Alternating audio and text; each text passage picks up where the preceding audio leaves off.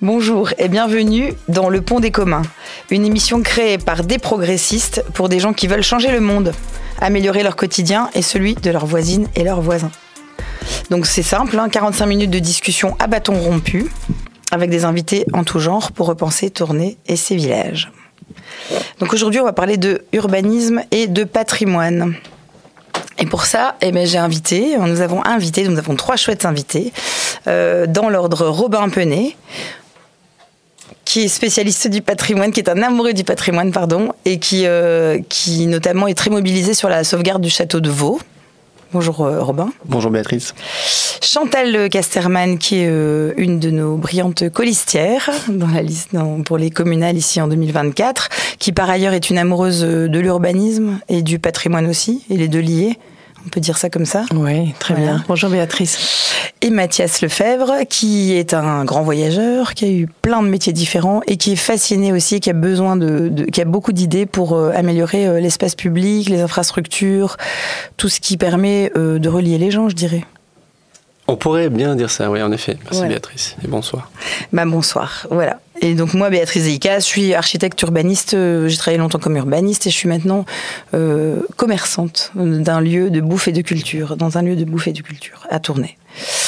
Donc ce thème, c'est important d'en parler. Moi, ça me tient à cœur, même si justement j'ai changé de métier. Ça me tient toujours à cœur parce que pour moi, à la fois l'urbanisme, c'est le lieu de tous les possibles. C'est là où on développe l'architecture, où se restaure le patrimoine. C'est là où se rencontrent les gens. Pour moi, c'est ça qui est très très important dans la notion d'urbanisme et notamment d'aménagement du territoire également. Et donc voilà, l'idée c'est de faire ça en respect des enjeux qui nous préoccupent, les enjeux environnementaux, les enjeux sociaux également, c'est vraiment très important pour moi. Donc l'idée c'est de discuter un peu de tout ça ici aujourd'hui à bâton rompu. Et alors on a une structure dans ce podcast et on m'a demandé de vous poser une question laser. La question laser. Donc une question laser pour Robin. Je démarre par ça. Robin, si tu avais une baguette magique, quelle pièce du patrimoine tournaisien ou de ces villages?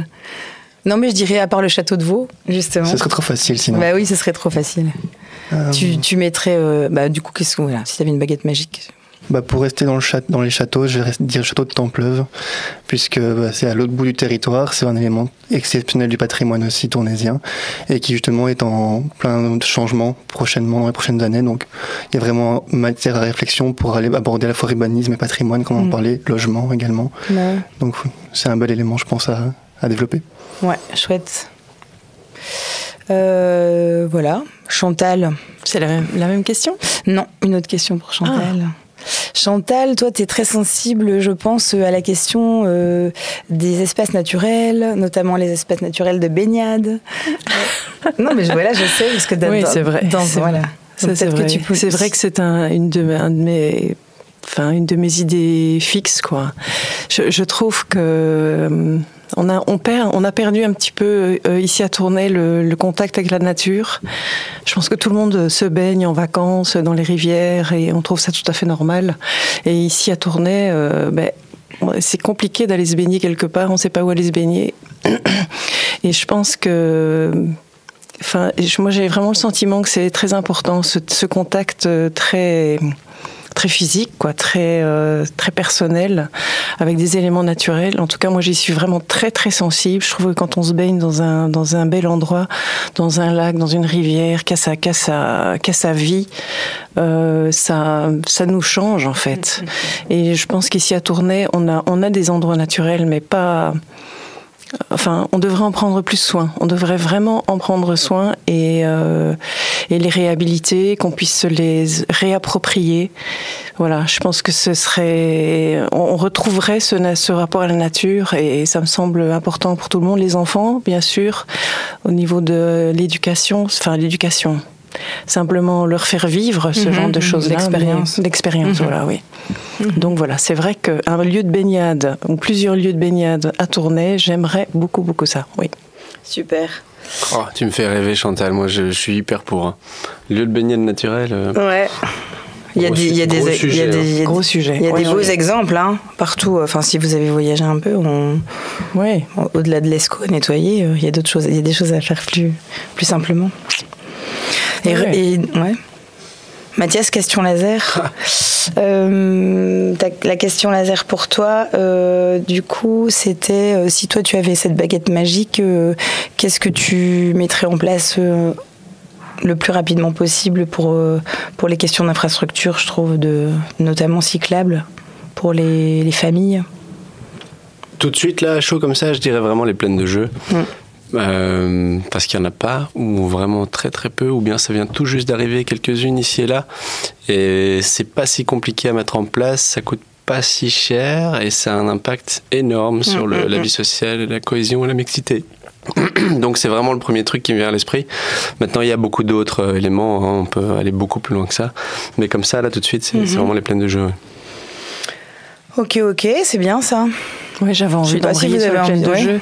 Mais c'est vrai que, moi j'ai vu des plaines de jeux même pour des ados, des trucs formidables, hein, des immenses. Je me rappelle à Tours, il y avait une immense toile d'araignée, mais vraiment très très grand.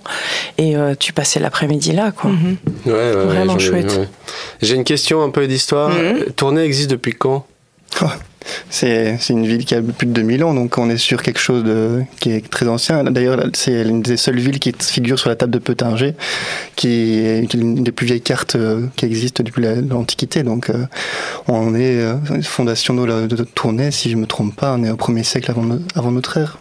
Donc ça fait un bon 2000, un bon 2100 et une chic, et ça fait un bon 2100 et une chic qu'on n'a pas de plaine de jeux à tourner, sauf erreur de ma part. Et bon, après, c'est pas pour cracher, mais s'il n'y en a pas eu jusque-là, c'est que c'est pas forcément les bonnes personnes ou les bons partis qui ont proposé des choses. Mais là, il y en a qui ont émergé, donc c'est qu'il y a eu au prorata des bonnes personnes et du bon parti, des choses qui ont pu être mises en place. Et donc, j'ai envie de dire vraiment, si on veut des plaines de jeux, à un moment donné, il faut voir un petit peu l'historique d'où on vient et comprendre d'où on peut aller. C'est clair. Mais plaines de jeux à fond. Moi, j'ai vécu en Nouvelle-Zélande pendant 6 ans, et là-bas, c'est le sport national de l'infrastructure publique, comme en Australie. Donc, tout est vraiment nickel.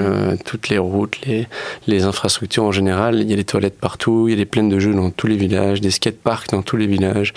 Tout est vraiment top, quoi. Il y a des espaces de pique-nique avec des planchas où il faut juste appuyer sur un bouton pour que ça démarre, et c'est gratuit, et c'est partout. Et alors ils mettent des zones d'ombrage et des parkings accessibles avec les plaines.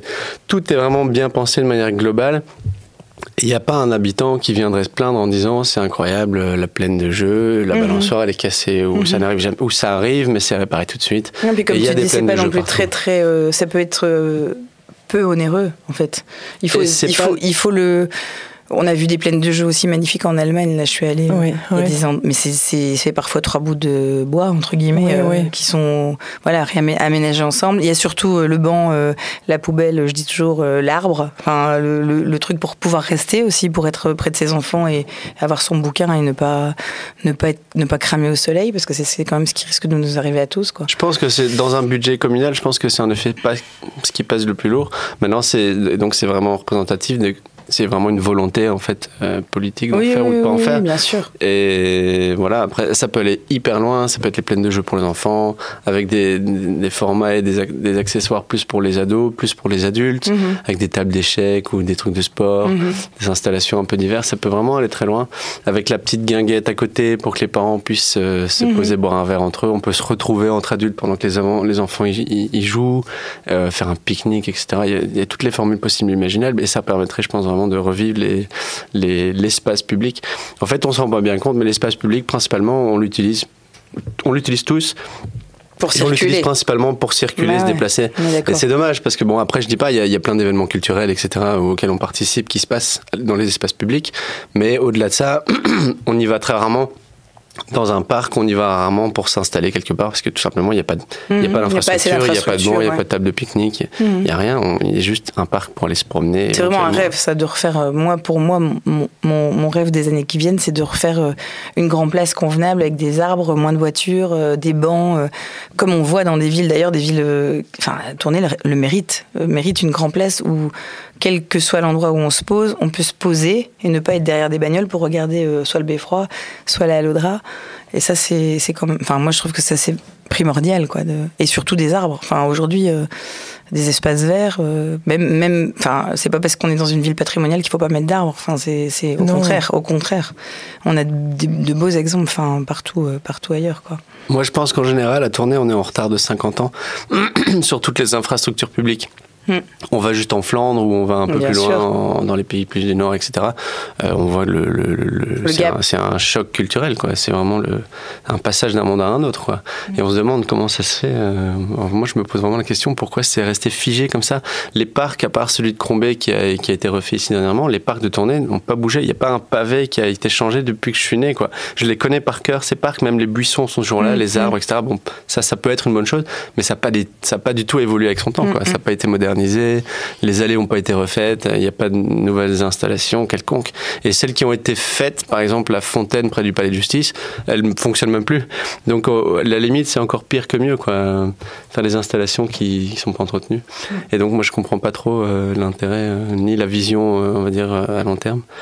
Mais justement, dans l'idée de végétaliser justement l'espace public, je pense que c'est hyper important parce que dans les années qui viennent, on va avoir le réchauffement climatique, en étant certain. Et le problème, c'est que le minéral, ça chauffe et ça crée des îlots de chaleur. Tandis que les arbres, on le voit facilement avec les allées végétalisées et autres, la différence de température. Quand on passe ici aujourd'hui, bêtement, on se met sous un arbre, il fait 30 degrés, sous l'arbre, il fait 25. Il n'y a rien à faire, ça fait un îlot de fraîcheur. Et justement, les îlots de fraîcheur, ce sera une question aussi au niveau urbanistique. On a notamment la place des églises. C'était dimanche, il faisait 31 degrés de nouveau. J'étais avec mon fils dans l'église de Vezon. Tout d'un coup, je sens cette fraîcheur qui arrive. Je me dis, mais pourquoi il n'y a pas plus de monde? Puisque tout le monde a chaud chez soi et tout le monde reste comme ça chez soi, se dire, on a chaud, alors qu'on a là un espace public. Public qui pourrait servir pour des rencontres. Comme tu disais, pourquoi on passe maintenant, on ne va plus dans les églises parce qu'on pense justement au côté sacralisé, mais il y a des églises qui maintenant en France notamment sont réaffectées à des espaces culturels et c'est aussi une question qui va arriver, la réaffectation des églises. Il n'y a rien à faire. On en a. Et il y en a beaucoup et il y a moins en moins de paroissiens. Et donc là, on est sur quelque chose, une vraie dynamique qui peut lutter à la fois contre le réchauffement climatique pour la personne individuelle, mais également pour aussi donner une dynamique dans les villages. Je voyais dans votre programme, je pense, qu'il y avait une maison de village pour chaque quartier. Et si on ouvrait une église, simplement, c'est une maison de village. Ça servait à ça. Sans devoir la construire, c'est ça. Tout à l'heure, on parlait d'histoire. À l'époque, dans la cathédrale de Tournai, il y avait un marché. Et voilà, on y est. On a tendance à maintenant mettre tout dans des cases et donc plus voir au-delà et se dire une église pourrait servir effectivement comme maison de village, tout comme un cimetière pourrait être un lieu de rencontre. On pense ça peut être un peu tabou, mais il y a tout l'espace public qui peut être repensé de cette manière-là. Et donc je rebondis sur l'idée, l'exemple des arbres. C'est que par excellence, c'est un projet qui peut donc planter des arbres un peu en masse. C'est un projet qui est multifonctionnel et je trouve que dans chaque projet, il devrait y avoir une dimension multifonctionnelle parce que c'est de faire une pierre plusieurs coups en fait avec le même budget. Ou plus ou moins. Et là, les arbres, c'est par excellence multifonctionnel de planter des arbres parce que ça remplit plein de fonctions. Donc, ça peut être, c'est par définition, enfin, moi je trouve en tout cas, je pense qu'on va être d'accord, qu'un arbre c'est beau. En tout cas, on peut clairement mettre des arbres qui sont beaux. Ça peut porter des fruits, ça peut empêcher l'érosion des sols, ça peut faire de l'ombre, ça peut rafraîchir, on peut accrocher une balançoire, on peut mettre une table de pique-nique en dessous, etc., etc. Et je pense que pour la plantation des arbres dans la ville, à Tournai, etc., on peut facilement trouver 20-25 fonctions. Et ça, c'est idéal, quoi, parce qu'en plus, c'est pas un projet qui en soi coûte très cher, surtout dans les temps qui courent où on peut avoir des petits plants d'arbres plus ou moins gratuitement. Donc là, c'est vraiment aussi, c'est une volonté politique de le faire ou pas, quoi. Ouais, ce qui est important, je me permets, c'est aussi de le faire dans une logique aussi urbanistique. On est dans une ville. On revient à ce sujet-là, c'est quand même au niveau urbanisme, patrimoine Tournai, c'est quand même. On fait pas n'importe quoi, on essaye de pas faire n'importe quoi. Il y a déjà eu suffisamment de loupés, je trouve, sur certains sujets urbains, enfin d'urbanisme, d'aménagement, d'architecture. Enfin voilà, les 40 ans qui viennent de passer, on a aussi des mauvais exemples. Il faut surtout pas les prendre comme modèle, mais replanter des arbres, notamment dans l'espace public et dans l'exemple de la rue Royale, finalement, elle a été plantée maintenant avec des nouveaux arbres. Ça n'empêche en rien de voir d'abord la cathédrale au fond, de voir la gare à l'autre bout. de continuer à avoir les façades classiques de la rue Royale, puisque voilà, c'est des choses qui se dessinent en fait avec des urbanistes, des paysagistes.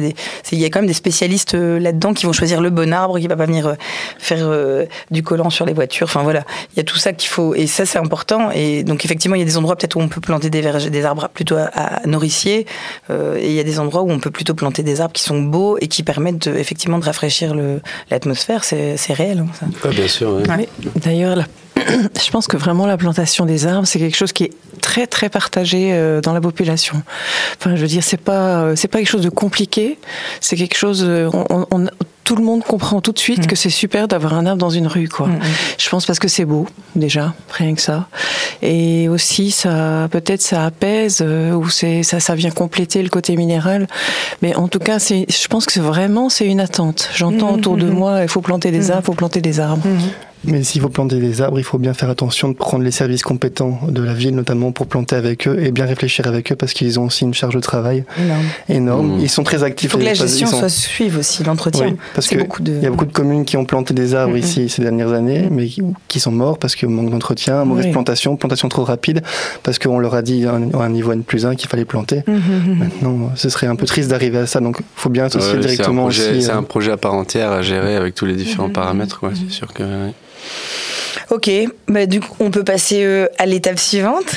L'étape suivante, c'est une anecdote personnelle que je vais vous demander à chacun de nous dire en quelques mots, quelque chose que vous avez envie de partager. Je vais commencer. Vas-y, Robin, quand j'étais étudiant à l'Université libre de Bruxelles, donc il y a maintenant quelques années, il m'arrivait régulièrement de reprendre le train, de quitter mon code sans rien dire à personne pour revenir à Tournai. Pour respirer l'air de Tournai. Simplement ça. Parce que je trouvais que Tournai a une odeur particulière, que c'est ma ville, j'en suis amoureux.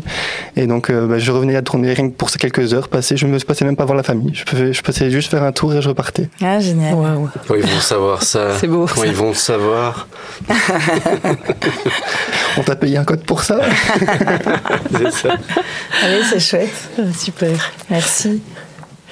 Alors, oui, moi, l'anecdote, c'est peut-être, j'ai habité à Tours, en France, et mes voisins, et puis plein de gens, en fait, mais bon, en particulier mes voisins, avaient une petite parcelle dans un jardin ouvrier, qui était en fait un jardin ouvrier immense, quoi. C'était tout un territoire, avec toute une série de parcelles de jardins où les gens cultivaient des légumes, des fleurs. Chacun avait son petit cabanon. Il y avait des enfants qui roulaient à vélo dans les allées, etc. Enfin, l'été, c'était vraiment, je trouvais formidable, quoi. Formidable comme lieu de vie ensemble, tout simple. Et voilà, je pense que les jardins ouvriers, ce type de jardin a vraiment un avenir. Ça, je suis persuadée, parce que c'est vraiment des lieux de convivialité formidables. C'est énorme, bien sûr. Merci. Voilà mon anecdote. Moi, pendant plusieurs années, j'ai pas mal baroudé, comme tu disais bien. Et pendant, on va dire, une bonne dizaine d'années, je voulais être partout. J'ai voulu vivre partout. J'ai envisagé, imaginé, rêvé, fantasmé sur toutes les destinations pour m'installer, etc. Et puis finalement, je voulais être nulle part. À la fin, donc in fine, je voulais être nulle part sauf à Tournai. Et c'est pour dire que j'ai quand même bien essayé. J'ai vécu pas mal d'endroits. Et c'était vraiment la conclusion de toutes ces démarches-là. C'était au final, non, je suis bien nulle part qu'à Tournai. Et c'était assez surprenant. J'ai pris un certain temps pour accoucher de cette idée-là. Et maintenant, c'est toujours le cas. Et donc, voilà, on est bien chez soi. Et en fait, c'est chez soi qu'on est le mieux. Et là, voilà, bon, évidemment, c'est là que tu as envie de te mobiliser aussi. Il y a forcément des choses qu'on pourrait faire autrement. Et donc là, c'est intéressant, en effet, de se mobiliser, Moi, j'ai une mini-anecdote, donc moi, c'est un peu du même ordre que ce que tu racontes, c'est que moi, je suis née en Uruguay, moi, en Amérique du Sud, dans une ville qui s'appelle Montevideo, qui est une grande ville portuaire, en fait, qui a 27 km de côte tout le long du Rio de la Plata, donc le plus grand estuaire du monde. Et donc, je suis née dans cette ville-là. Toi, tu la connais, hein? Non? T'es pas allée là? Ah ouais. Et alors, voilà, je suis née là, par un concours de circonstances, mes parents ont quitté l'Uruguay dans les années difficiles. Il y avait une dictature qui était en train de s'installer, donc voilà, on a quitté. Puis on s'est installé à Villeneuve d'Ascq. Et on est arrivé à Villeneuve d'Ascq qui est une ville qui est ici à côté, une ville nouvelle, donc sur le modèle de Louvain-la-Neuve au départ, bon, pas tout à fait pareil, mais bon voilà. Et on a été dans les premiers habitants de Villeneuve-d'Ascq, on a vraiment essuyé les plâtres des logements publics sociaux dans lesquels on a atterri. Et moi j'ai un souvenir, c'est parce que tout ça, ça me relie à, c'est vraiment une vision de l'urbanisme très particulière en fait, ces villes-là, notamment Villeneuve-d'Ascq. Contrairement à Louvain-la-Neuve, elle est construite à même le sol. Elle n'est pas construite sur cette dalle. Et donc, elle est vraiment remplie enfin, elle est vraiment très, très végétalisée. Et elle est aujourd'hui... Enfin, à l'époque, c'était des petits arbres. Je vous parle de l'année 75, quoi. Mais maintenant, Villeneuve-d'Ascq, c'est vraiment une ville de la région lilloise très, très prisée, notamment très chère en termes de logement, d'habitat de logement. Et donc, je me suis rendu compte au fur et à mesure de ma vie à Villeneuve. D'abord, on évoluait. Tu racontais les trucs des enfants qui courent... Enfin, c'était, nous on faisait des courses-poursuites jusque 10h du soir toute l'année parce que c'était cool, quoi. On pouvait passer de plein d'endroits sans croiser de bagnole, on était à vélo, mais les parents ils faisaient hyper confiance à tout ça. Enfin, du coup la ville, elle permettait, pour moi c'est aussi ça un symbole de la ville, c'est que la ville elle est sécure et elle permet de faire confiance à son gamin. Et je me rends compte que moi j'ai fait ça avec ma fille. Quand elle était en 5e primaire, et ben elle a changé d'école, on était en ville, je lui ai dit ok on va là et tu vas toute seule à pied. Donc voilà. Et elle a réussi à le faire. Et donc et maintenant Martha, elle s'oriente super bien en ville toute seule, quoi. Elle sait aller d'un point à l'autre et moi ça je trouve que c'est génial. Voilà, c'était ma petite anecdote perso et ça me fait vraiment plaisir de vivre en ville pour le coup. Voilà.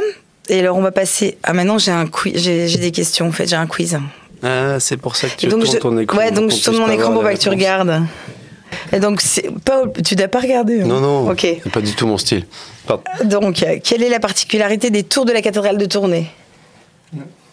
Les tours de la cathédrale, il y en a 4. On le tente ou on laisse d'office Il y en a une qui a une prison dedans, il y en a une autre qui a des cloches, il y en a une autre qui sert de tour lanterne au milieu. Donc si on prend le 5e, si on considère ça comme une tour, on n'est pas d'accord. Ouais. C'est ça qu'elles ont toutes des fonctions bien différentes. Ouais. En fonction, il y a des cloches qui sonnent pour la tour Manty, des cloches qui sonnent pour la tour Saint-Éleuthère. Magnifique. Ça chauffe, c'est ça ou c'est ça, mais du coup, au-delà de ça, il y a encore un autre truc, c'est que du coup, elles n'ont pas les mêmes dimensions, elles n'ont pas les mêmes tailles. Voilà, c'est ça qu'on m'a noté dans les... Mais il le savait. Tu savais? Et donc en fait, elles ont des différences de hauteur. Ah bon? Ouais. Oui. Tu regarderas bien. Ah, tiens. Ça, je savais pas. Il faut se mettre à la bonne hauteur et puis on le remarque. Alors, en ville, vous l'avez un petit peu dit tout à l'heure. En ville, combien de degrés gagne-t-on dans une rue arborée par rapport à une rue sans arbre? Combien de degrés? Alors moi, comme ça, je dirais, il y a un bon différentiel de 10-15 degrés. Tu crois? Non, c'est beaucoup ça. Sans arbre, avec arbre? En dessous, on parle à l'ombre, en dessous de l'arbre. Ouais. Moi, il y a un bon 10-15. J'aurais dit 5-6 degrés, mais... Moi aussi, entre les deux, quoi. Alors, qui dit 7-8? Est-ce que c'est votre dernier mot? Ah, oui. Ok, on tranche pour l'entre-deux, on fait 7-8? C'est 7. Ouais. Bravo, Chantal. On en a parlé tout à l'heure, donc c'est une clim naturelle, c'est ça qui est bien. Ouais. Alors, la balade des 5 chapelles prend son départ de Timouji. C'est un village que je connais super bien, comme vous. Hein. Voilà. Durant cette balade, vous avez l'occasion d'admirer l'un des monuments typiques du paysage rural, tu connais, qui a été construit par... Alors, je vous donne différentes solutions. De remplir les trous? Non, c'est une espèce de choix multiple, c'est ça. C'est ça. Donc, qui a été construit par un survivant de la bataille de Fontenoy, qui a acté la domination française de Louis XIV sur Tournai. Un survivant de la bataille de Waterloo, qui a acté la fin de l'hégémonie napoléonienne. Un survivant du naufrage du Titanic, c'est drôle, hein. Ouais. C'est pas plus fort qu'un gros glaçon, qui a acté qu'un bateau, c'est pas plus fort qu'un gros glaçon, pardon. Et un survivant du carnaval qui a acté qu'après 30 ans, il est essentiel de prendre congé le lundi du carnaval, sous-entendu. C'est facile, hein, c'est bataille de Fontenoy, 1745. Ouais. Réponse A, Jean-Pierre. Bataille durant laquelle, donc c'était qui contre qui, là, tu te souviens? Alors, ça c'était les Français contre les Prussiens. Non, les Autrichiens. Les Autrichiens. Quoi, ouais. Je sais qu'il y a eu des Irlandais dans l'histoire, mais... C'est super. C'était les Français qui ont vaincu les Autrichiens, coalisés avec les Provinces Unies, Hanovre et la Grande-Bretagne, tu disais. Les Français ont gagné, ce qui a permis à la France d'intégrer Tournai dans son royaume. Et alors, si j'en profite juste, vas-y, parce vas-y. que la bataille de Fontenoy, elle est importante aussi grande que la bataille de Waterloo. Elle est sous-exploitée. C'est vraiment, il y a une association à Fontenoy qui se bat pour mettre ça en valeur, mais c'est vraiment sous-exploité. Et ça passe par plein de villages. Il y a des anecdotes, notamment sur Tournai, que ce soit Vezon, que ce soit du côté de Tournai, autre Alain, Vaux. Il y a plein d'anecdotes et on s'est vraiment sous-développé. Dans le musée d'histoire militaire, il y a toute une partie là-dessus, très bien faite, je trouve. Enfin, moi, j'ai appris plein de choses, en fait, sur la bataille de Fontenoy en allant une fois justement avec notre fille. Alors, si je vous dis 8800 mètres carrés, à quels aménagements du centre-ville de Tournai je fais référence? Le carré Janson. Ah, c'est récent ça ou c'est un... T'as triché là? Non, je demande l'info. Attends, 8800 mètres carrés, j'essaie de me rendre compte. C'est 800 mètres carrés, c'est un peu moins d'un hectare. Ouais, 8800 mètres carrés. C'est pas le centre cathédrale? Non. C'est plus petit que... Ouais, d'accord. C'est plus petit que ça, c'est plus grand. Le quartier cathédrale, on va dire. C'est plus que 8800 mètres carrés. Donc toi, tu disais un projet récent? La Plaine des Mers? Non, la place Crombé.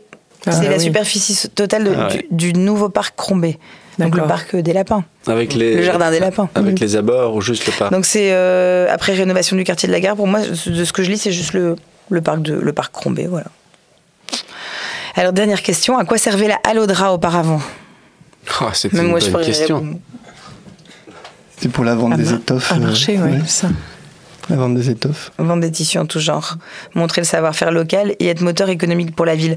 C'est vrai. Et vous savez, ça que c'est le même bâtiment que la vieille bourse à Lille, en fait. C'est vraiment le même type d'arcade, sauf qu'on n'a pas les mêmes façades extérieures, quoi. Mais c'est vraiment l'intérieur avec la même fonction, finalement.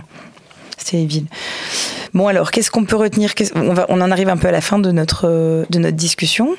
Est-ce que vous pourriez me sortir pour chacun une idée forte, une idée phare à retenir ou pour l'avenir ou à retenir de notre débat?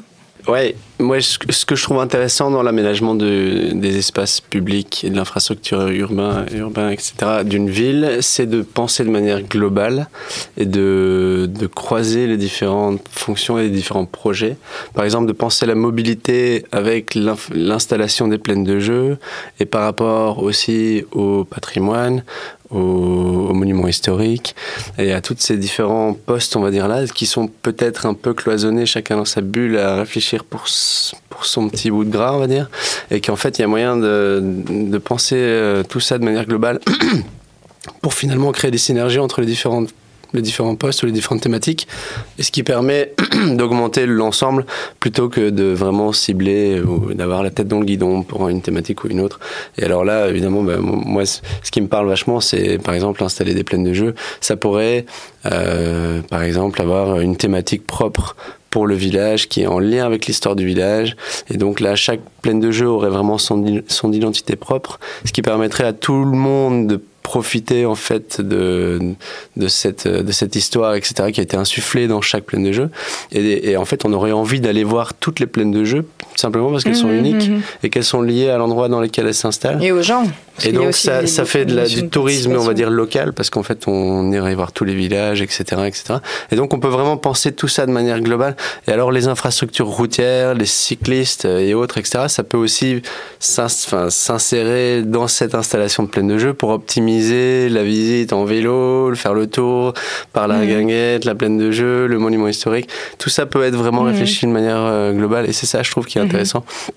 Ça complique vachement les choses, mais c'est juste de la réflexion. Et puis une fois qu'on a abouti à un résultat où c'est hyper optimal, on se dit ok, là, go, on y va, on installe tout ça, quoi. Ça complique les choses, ça dépend, parce que si on le décide, si on le décide et qu'on le dessine notamment, que c'est vraiment en termes de projet global.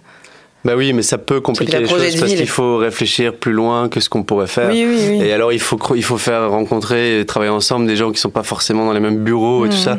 Et donc c'est ça un peu la complication, mais en soi c'est juste de la gestion, quoi. Pour ça, il y a un super outil qui va être bientôt validé, j'espère, par le gouvernement wallon, qui s'appelle le PCDR, donc le Programme communal de développement rural, dans lequel il y a eu les citoyens qui se sont investis pour imaginer des projets sur 10 ans pour améliorer le cadre de vie des citoyens. Et donc moi je fais partie de la commission en question, donc c'est quand même 60 membres. c'est pas rien. Il y a 25% d'élus, 75% de membres citoyens. Et là-dedans, on a vraiment réfléchi à ce que ce soit une approche globale. Bon, bien sûr, il y a des projets, comme tu disais, qui sont les plaines de jeu. Je pense d'ailleurs même que c'est le premier projet qui sera activé pour améliorer justement le cadre de vie, parce que les plaines de jeu, c'est essentiel. C'est vrai, comme tu le disais, on en a besoin. Maintenant, en avoir de trop, c'est dangereux aussi, parce que c'est la gestion aussi qui est compliquée. Parce qu'on dit que c'est simple, mais il y a beaucoup de normes derrière qui sont plus compliquées que ça. Mais dans ce PCDR, c'est vraiment un outil qui vaut pendant 10 ans. Donc, c'est-à-dire qu'il a déjà une force, c'est qu'il est au-delà de la magistrature et de juste un mandat. Ici, ça veut dire qu'il est parti pour 2 mandats. Et ce PCDR, il est accompagné par les citoyens qui ont un droit de regard et un droit d'avis dessus. C'est intéressant parce que justement, on pourra s'exprimer, on pourra justement donner notre avis, on pourra accompagner le projet et faire en sorte de prendre cette hauteur, j'espère, nécessaire pour essayer de jauger la globalité. Et ça, vraiment, c'est un outil qui, pour les 10 prochaines années, je pense que ce sera un enjeu phare pour la commune. Et en plus, si on associe ça avec le SDT qui va arriver, donc le schéma de développement du territoire, qui a vraiment un enjeu aussi d'identifier des centralités, et ce sera vraiment l'enjeu de la magistrature, qui va arriver pour vous. Enfin, du moins, je sais pas quel côté, mais voilà. Ce sera vraiment un enjeu pour vous, politiciens, de définir ces centralités, parce qu'elles auront un impact aussi grand que le plan de secteur. C'est-à-dire que c'est un outil qui va valoir pendant 30 ans, 40 ans, peut-être plus, j'en sais rien, mais c'est vraiment un outil sur lequel il va falloir se pencher dès le lendemain des élections pour faire un nouveau schéma de développement communal. En espérant qu'il soit voté d'ici là.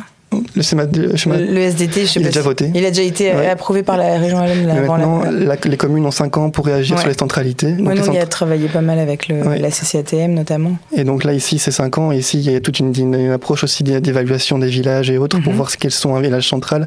Par centralité, on attend un village qui regroupe notamment beaucoup de services, par exemple, ou de commerce, ou qui agit comme un pôle.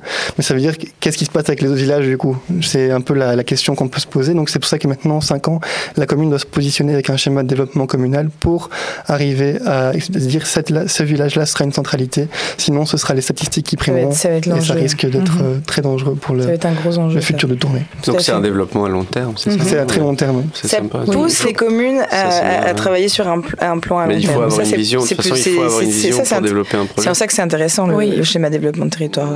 Oui, il faut peut-être expliquer que les centralités, enfin, je parle sous votre contrôle aussi, mais que les centralités, c'est aussi une façon de se dire on va habiter de façon plus dense au niveau des villes et des villages où il y a les services, etc. Ce qui va permettre de libérer du territoire, ou en tout cas de ne plus empiéter sur le territoire naturel à l'extérieur. Et donc c'est vrai qu'il y a des...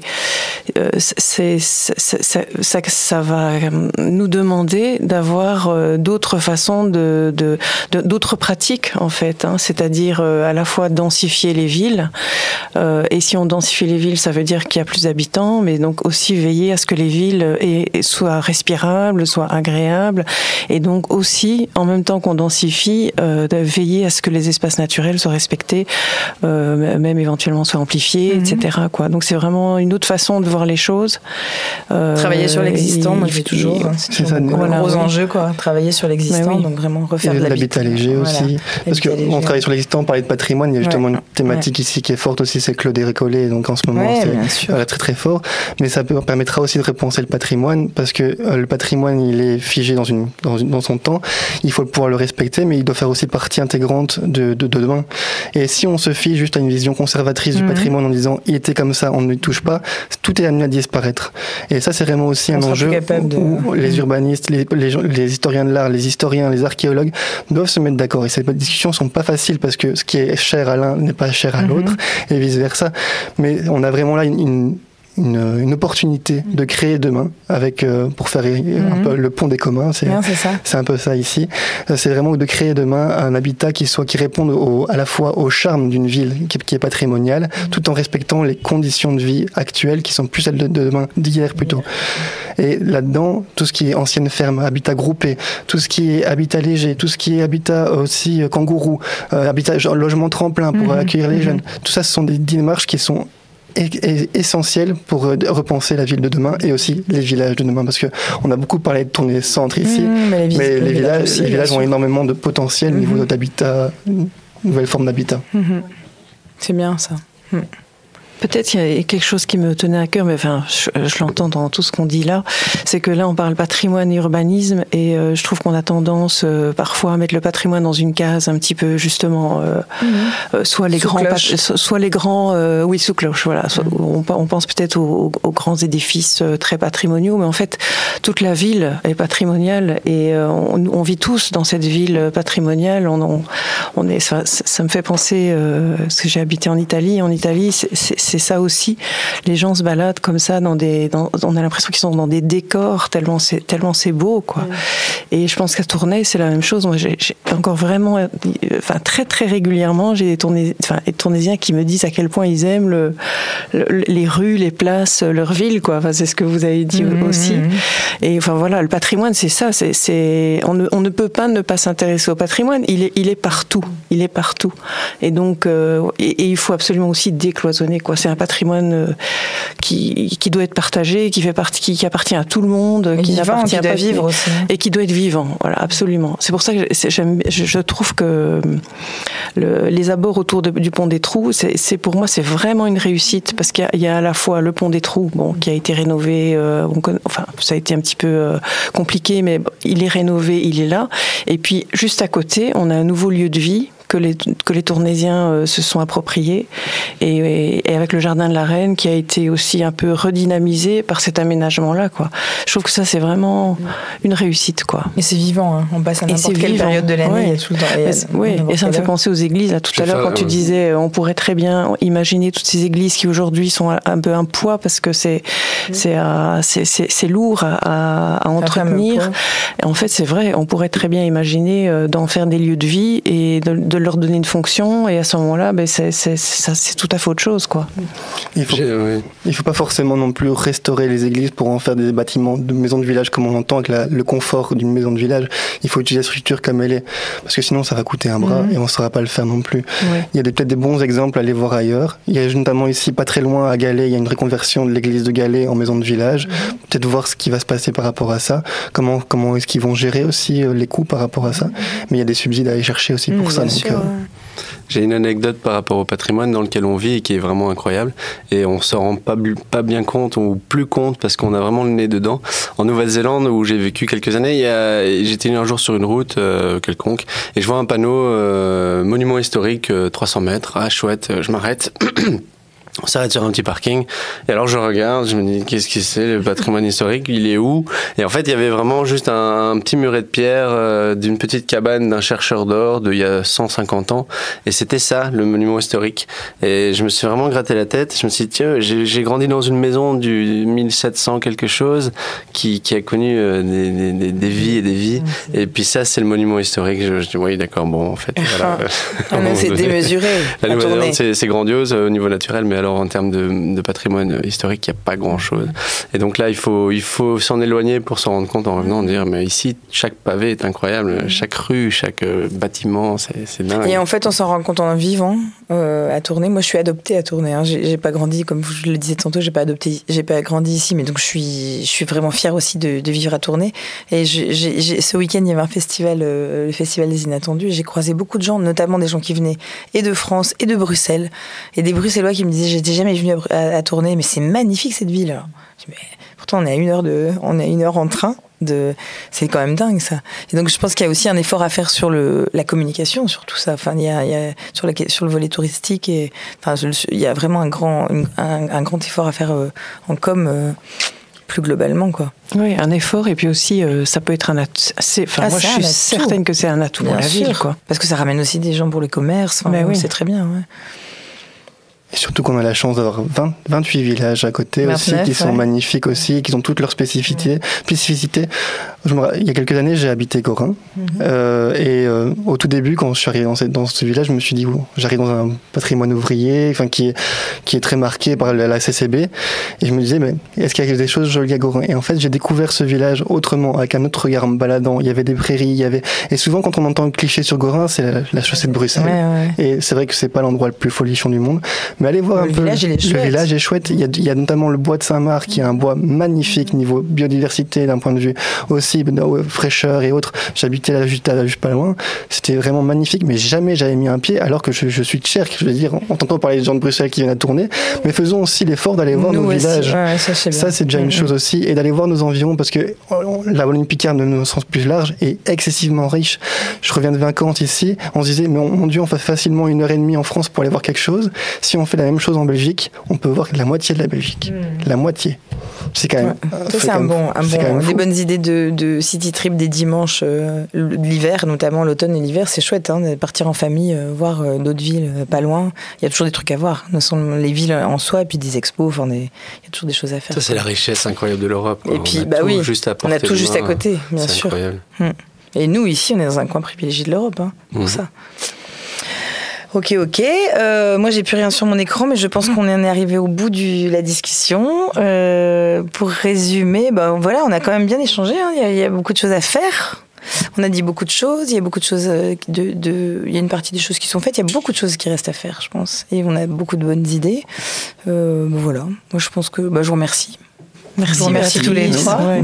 C'était vraiment chouette. Allez, à bientôt. Merci à tous. Au revoir. Bonne soirée.